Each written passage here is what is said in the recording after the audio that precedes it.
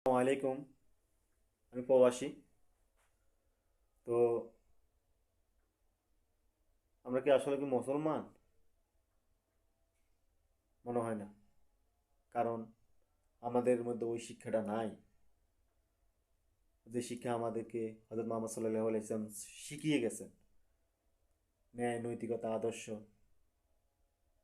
যে শিক্ষা দিয়ে গেছেন, আমরা কি ওগুলো পালন করতেছি? না। যেমন ধরেন, এই যে হাদি ভাই, ন্যায় নৈতিকতার কারণে আজ তাকে খুন করা হয়েছে,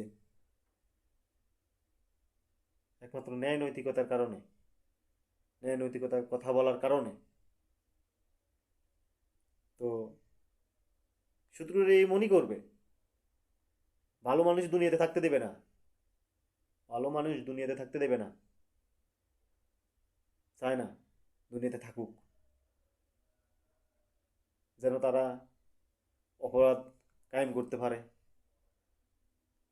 আর যেহেতু আমরা মুসলিম, আমরা সবাই হাদি ভাইয়ের জন্য দোয়া করব, আল্লাহ যেন তারা হাদি ভাইকে জান্নাতুল ফেরদৌস দান করে। আর আমরা হাদি ভাই যত যে কথাগুলো আমরা সবসময় স্মরণ করব, মনে রাখবো, এবং কি হাদি ভাই যেভাবে আমাদেরকে শিক্ষা দিয়ে গেছেন যে ন্যায় নৈতিকতা পথে হাঁটার জন্য, এবং কি সংগ্রাম চালানোর জন্য, ন্যায় নৈতিকতার সংগ্রাম আমরা চালানোর জন্য আমরা প্রস্তুত আছি।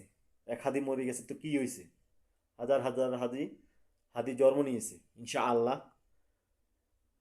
আল্লাহ তালা